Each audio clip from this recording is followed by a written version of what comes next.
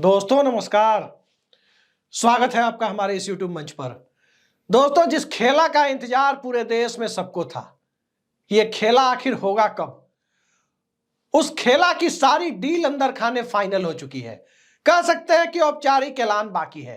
कल रात लालू यादव ने इंटरव्यू क्या दिया, नीतीश कुमार को औपचारिक न्योता क्या दिया, उसके बाद से सियासत का चाल चरित्र और चेहरा जिस तरह से दिल्ली मुंबई से घूमकर पटना पहुंच गया, अब तो उसमें सिर्फ औपचारिकता ही शेष है। लेकिन इस खेला के पीछे जो असली खेला है, उस खेला की बुनियाद किसने रखी और कौन कौन सी वो परतें हैं जिन परतों को अगर खोलने की कोशिश की जाए तो इस खेला की पृष्ठभूमि को आसानी से समझा जा सकता है। यह बात जरूर है कि नीतीश कुमार मुख्यमंत्री पद के उम्मीदवार होंगे और नीतीश कुमार के चेहरे पर चुनाव लड़ा जाएगा। तेजस्वी यादव डिप्टी सीएम होंगे, यह बात भी तय है। लेकिन उसके आगे भी सियासत है और उसके आगे की सियासत की पृष्ठभूमि 6 घटनाओं की वजह से तय हुई है। सबसे पहले अमित शाह का वो इंटरव्यू जिसमें बिहार के मुख्यमंत्री, चुनाव के बाद होने वाले मुख्यमंत्री को लेकर सवाल पूछे जाने पर गोलमोल जवाब। दूसरा, बाबा साहब अंबेडकर पर दिया गया अमित शाह का बयान। तीसरा, मनमोहन सिंह के देहांत के बाद शोक संवेदना व्यक्त करने गए नीतीश कुमार की फोटो जारी नहीं होना। चौथा, दिल्ली में भाजपा कोर ग्रुप के नेताओं की बैठक और उसके बाद पटना पहुंचकर नीतीश कुमार को नवीन पटनायक के बरक्स रखकर भारत रत्न मांगना। और दूसरे डिप्टी सीएम के द्वारा अटल बिहारी वाजपेयी को सच्ची श्रद्धांजलि तभी होगी जब बिहार में बीजेपी का सीएम होगा, बीजेपी की अपनी सरकार होगी, यह बयान। पांचवा, बीपीएससी छात्रों के मुद्दे पर प्रियंका गांधी और खड़गे के द्वारा सीधे सीधे बीजेपी को ब्लेम करना और नीतीश कुमार को एकदम से छोड़ देना। और छठा, कल सभी जानते हैं कि लालू यादव ने क्या कह दिया। तो इन 6 कारणों को देखने के बाद अब सियासत में कुछ शेष भी बचता है क्या? लेकिन असली सवाल यही है कि पर्दे के पीछे कौन सी डील हुई। आखिर लालू यादव और नीतीश कुमार में पर्दे के पीछे ऐसी कौन सी डील हुई जिस डील को लेकर के भारतीय जनता पार्टी पसोपेश में है, उसे समझ में नहीं आ रहा है तो क्या करें। और तेजस्वी यादव अभी तक आनाकानी क्यों कर रहे हैं? तेजस्वी यादव क्या अपनी पार्टी में अलग थलग पड़ गए हैं? तेजस्वी यादव क्या लैंड फॉर जॉब मामले में जो चार्जशीट हुई है उस वजह से डर तो नहीं गए हैं? तेजस्वी यादव क्या नीतीश कुमार पर तीसरी बार भरोसा करने के लिए तैयार नहीं है? दरअसल सियासत जिस गुणा गणित से, समीकरणों के सहारे, अंक गणित के सहारे होती है, उस अंक गणित में पटना का अंक गणित नीतीश कुमार इंडिया अलायंस के लिए दुरुस्त कर रहे हैं तो दिल्ली के अंक गणित को भी नरेंद्र मोदी के लिए दुश्वार बना रहे हैं।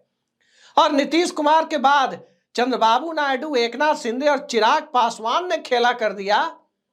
इन तीनों में से किसी दो ने खेला कर दिया तो नरेंद्र मोदी की सरकार रुखसत हो सकती है। और रुखसती भला कौन चाहता है? रुखसती से बचने के लिए नीतीश कुमार को घेर कर रखने की कवायद, रुखसती से बचने के लिए भाजपा के नेताओं का, खासकर पिछले 2 दिनों में नीतीश कुमार के सामने साष्टांग दंडवत होने जैसी स्थिति का बनाया जाना, और इसी रुखसती से बचने के लिए तमाम तरह की कवायदों के बीच नीतीश कुमार का चुप्पी साध लेना। दरअसल एक तरफ रुखसती का डर दिल्ली को है कि सत्ता से रुखसती ना हो जाए, दूसरी तरफ रुखसती का डर नीतीश कुमार को है कि पटना की सियासत से ही रुखसती ना हो जाए। क्योंकि याद रखिए, नरेंद्र मोदी के लिए रुखसती का मतलब है सत्ता छूटी तो सियासत खत्म। तो नीतीश कुमार के लिए भी रुखसती का मतलब है कि अगर रुखसती दिल्ली में प्रमोशन के रूप में नहीं हुई, यानी प्रधानमंत्री या उप प्रधानमंत्री के रूप में नहीं हुई, तो उनके लिए भी सियासत खत्म। कौन भला अपनी सियासत को खत्म करना चाहता है? और जब कोई अपनी सियासत को खत्म नहीं करना चाहता तो लालू यादव और नीतीश कुमार, जो हमेशा अंदर खाने एक दूसरे के राजनीतिक वजूद को इस रूप में बचाने के लिए जाने जाते हैं जिसमें दोनों एक खास तरह के टास्क को पूरा करते हुए दिखाई देते हैं।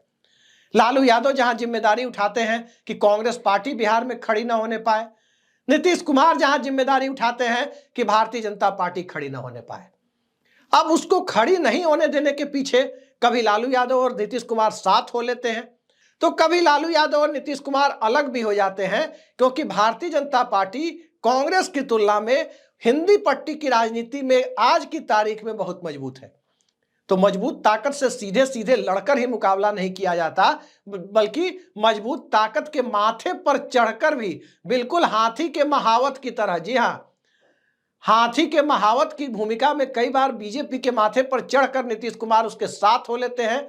तो कई बार जब उन्हें लगता है कि यह हाथी किसी काम का नहीं रहा, उसके बाद Nitish Kumar tata bye bye भी कह देते हैं। आज की तारीख में लालू यादव की चिंताएं बड़ी है। लालू यादव की चिंता यह है कि जिस तरह से दलितों और अल्पसंख्यकों का रुझान कांग्रेस की तरफ बढ़ रहा है, गलती से सवर्णों ने भाजपा का साथ छोड़ दिया, वो भी कांग्रेस के पाले में खड़े हो गए, तो 5 साल 7 साल 8 साल के बाद बिहार की सियासत में तेजस्वी यादव का जो फ्यूचर है वो सीधे से खटाई में पड़ सकता है। ये बात लालू यादव बखूबी जानते हैं। तो भारतीय जनता पार्टी के साथ नीतीश कुमार का चेहरा लगा रहेगा, तो पूरी संभावना है कि नीतीश कुमार के साथ भी खेला हो जाए और प्रशांत किशोर जनरल कैटेगरी के वोटर्स के वोट को बांटकर बीजेपी को भी कमजोर कर दे। और एक बार जनरल कैटेगरी का वोटर अगर बीजेपी का साथ छोड़ना शुरू किया, अगर 2025 में संकेत देने शुरू किए, तो बेनिफिशियरी यानी उसके लाभार्थी प्रशांत किशोर नहीं होंगे, बल्कि उसके वाहक प्रशांत किशोर होंगे और अंततः लाभार्थी कहीं कांग्रेस पार्टी ना हो पाए। कांग्रेस पार्टी भी इसकी लाभार्थी हो सकती है, बशर्ते कांग्रेस के पास थाली में पड़े अवसरों को पहचानने की कुवत हो, राजनीतिक कुवत हो। आमतौर पर कांग्रेस पार्टी गलतियों का पिटारा मानी ही जाती है। लेकिन अब जो परिस्थिति है, आखिर वो कौन सी डील है, किस पॉइंट पर लालू यादव और नीतीश कुमार एक साथ आ रहे हैं, यही तो सवाल है। तो एक पॉइंट मैंने आपको बताया कि भाजपा और कांग्रेस दोनों को बिहार में दबा करके कैसे रखना है, अलग रहकर या साथ रहकर, जब जैसा तब तैसा, दबा कर कैसे रखना है दोनों को, ये दोनों मिलकर दरअसल तय करते हैं। बिहार की राजनीति के अंदरूनी सूत्रों को जानने वाले, अंतःपुर की सियासत को समझने वाले तमाम लोग इस बात की तस्दीक कर सकते हैं और करते भी हैं कि लालू यादव और नीतीश कुमार सिर्फ जनता दल यूनाइटेड और राष्ट्रीय जनता दल, कपड़ा बदल जाता है, सियासत का चाल चरित्र और चेहरा एक ही रहता है। अब सुशील मोदी नहीं है, नहीं तो बिहार की सियासत में एक जुमला चलता था कि ऊपर से तीनों की पार्टी अलग है, यानी लालू यादव, नीतीश कुमार और सुशील मोदी, अंदर से तीनों एक ही हैं, ये बातें कही जाती थी। लेकिन जो दो अब है वो दोनों तो एक हैं। ये लालू यादव के लगातार बयानों से और उन माफी देने की बात से, खुला निमंत्रण देने से सबसे क्लियर हो जाती है, बहुत साफ तरीके से सामने आ जाती है। और आज उन दोनों को अपने वजूद का संकट है। किस रूप में संकट है?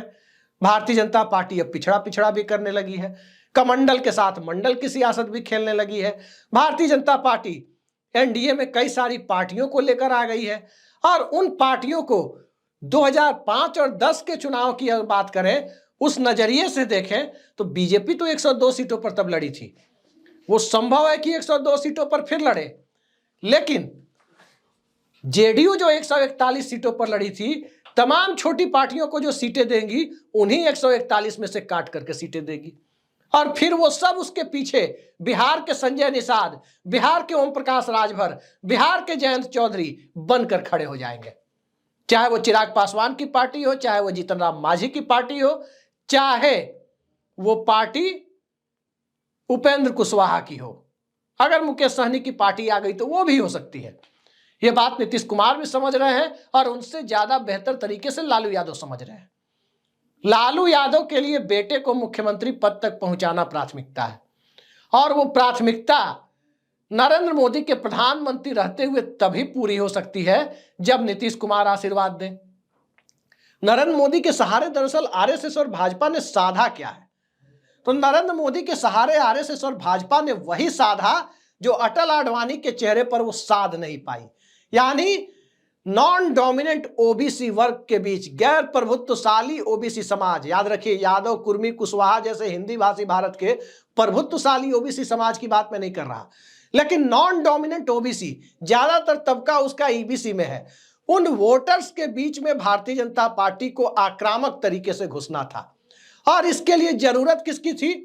तो इसके लिए जरूरत थी एक ऐसे चेहरे की जो हिंदी भी अच्छी बोलता हो, हिंदुत्व का भी चुनावी ब्रांड बन सकता हो और आक्रामक हिंदुत्व मंडल और कमंडल की सियासत को एक साथ रखकर मजबूती से कर भी सकता हो।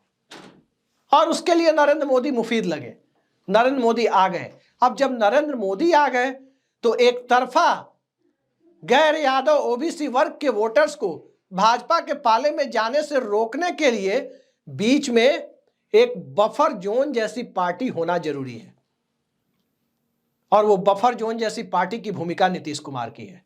और जब तक नरेंद्र मोदी दिल्ली की सत्ता में बने रहेंगे या जब तक कोई पिछड़े वर्ग का नेता भारतीय जनता पार्टी और चुनावी हिंदुत्व की चाशनी में लपेटकर दिल्ली में पेश किया जाता रहेगा, तब तक नीतीश कुमार की अहमियत लालू यादव के लिए बनी रहेगी। क्योंकि 2014, 17 और 19, 22 की तरह MY वर्सेस ऑल की परिस्थिति लालू यादव के लिए राजनीतिक दुस्वप्न है, तेजस्वी यादव के लिए भी राजनीतिक दुस्वप्न है। और इस हकीकत को नीतीश कुमार भी समझते हैं, लालू यादव भी समझते हैं। लेकिन नीतीश कुमार की उम्र हो रही है जैसे नरेंद्र मोदी की उम्र हो रही है, उसी तरह से जैसे नरेंद्र मोदी मंगलसूत्र, मुजरा, भैंस खोल कर ले जाएंगे ऐसी बातें बोलते हैं, वैसे ही कई बार नीतीश कुमार भी कुछ कुछ बोल देते हैं।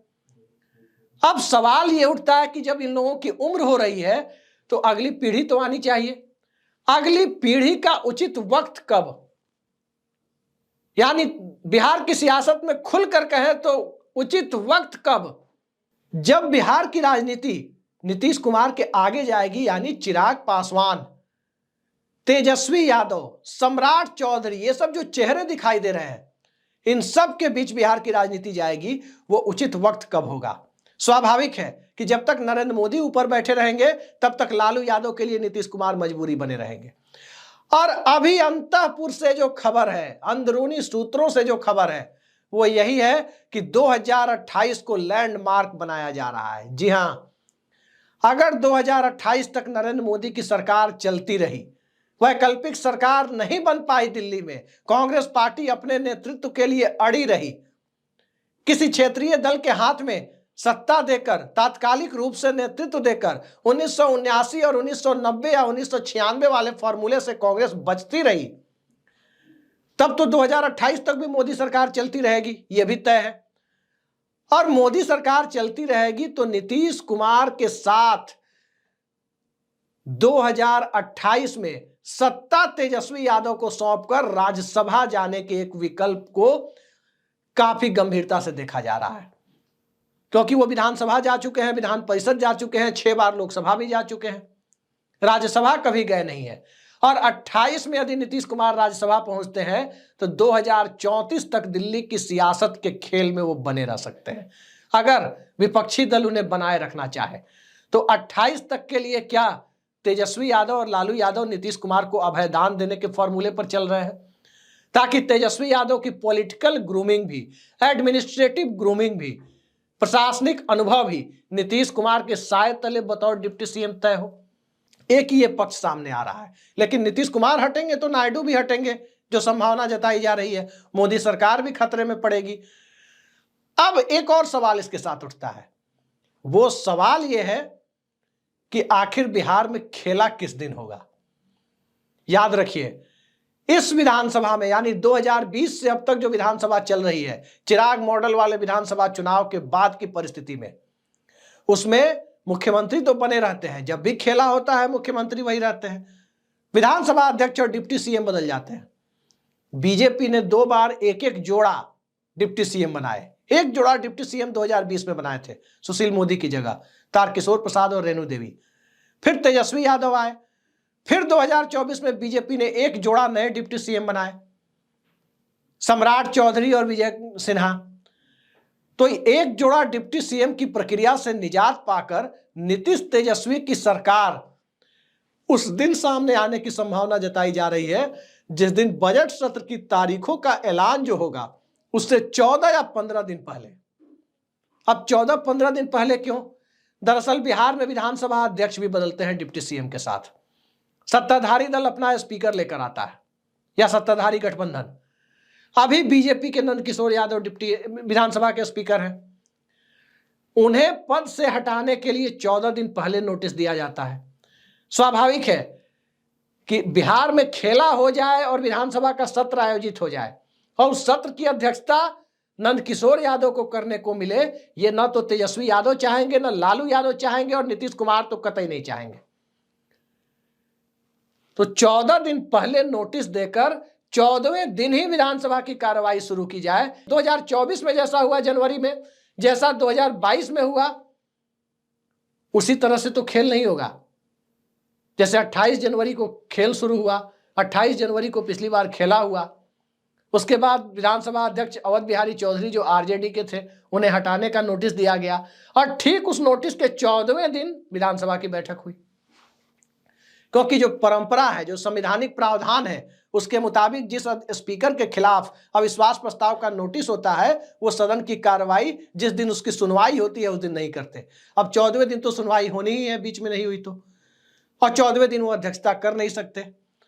ये सारी परिस्थितियां अब साफ दिखाई दे रही है कि नीतीश कुमार के मन में क्या चल रहा है, उनकी चुप्पी का मतलब क्या है। तेजस्वी यादव अभी जो कह रहे हैं वो जाहिर सी बात है कि ये बार्गेनिंग को लेकर है। 2028 वाली डेडलाइन को कि 28 में नीतीश कुमार तेजस्वी यादव को सत्ता सौंप देंगे, इसकी गारंटी चाहते हैं। मनरेगा जैसी गारंटी की तरह गारंटी चाहते हैं। और ये गारंटी अभी कुछ वक्त है, खरमास का महीना है, 15 तारीख को मकर संक्रांति के साथ वो भी खत्म हो जाएगा, और फिर उसके बाद किसी भी दिन खेल की बुनियाद पड़ जाएगी। तो बिहार की राजनीति जिस दिशा में जा रही है, तेजस्वी यादव को 2028 से मुख्यमंत्री पद का एश्योरेंस चाहिए, नीतीश कुमार को अगले कार्यकाल का एश्योरेंस चाहिए, और दोनों के बीच एक कॉमन पॉइंट चाहिए। और उस कॉमन पॉइंट के बीच नरेंद्र मोदी की फिसलती हुई सत्ता और ईडी के कथित दुरुपयोग, इन दोनों को हसरतों के साथ जो लोग देख रहे हैं, उन देखने वाली जमात के बीच नीतीश कुमार को उस ऐतिहासिक निंदा से मुक्ति भी चाहिए जो 4 जून के बाद नीतीश कुमार और चंद्रबाबू नायडू दोनों को झेलना पड़ रहा है। तो देखते जाइए, औपचारिक ऐलान का इंतजार कीजिए कि किस दिन होता है, लेकिन डील तो लगता है कि पूरी तरह से कंप्लीट हो चुकी है। अब उस कंप्लीशन के बाद अगला खेल, एक बात मैं गारंटी के साथ कह सकता हूं कि इस बार नीतीश कुमार संभवतः इस्तीफा देकर फिर से शपथ लेने यानी 10वीं शपथ की तरफ जाने वाली गलती नहीं करेंगे, क्योंकि चुनावी साल में राजभवन के किसी भी दुरुपयोग की संभावना से इनकार नहीं किया जा सकता। इस बार 2013 वाले फॉर्मूले पर चलेंगे, जब 17 जून 2013 को भाजपा कोटे के तमाम मंत्रियों को एक झटके में नीतीश कुमार ने बर्खास्त कर दिया था। फिर वो फ्लोर टेस्ट पर गए थे, विश्वास मत हासिल किया, और फिर अपनी कैबिनेट का कुछ मंत्रियों को शामिल कर विस्तार भी किया था। तो देखते जाइए होता क्या है। आज के लिए इतना ही, नमस्कार।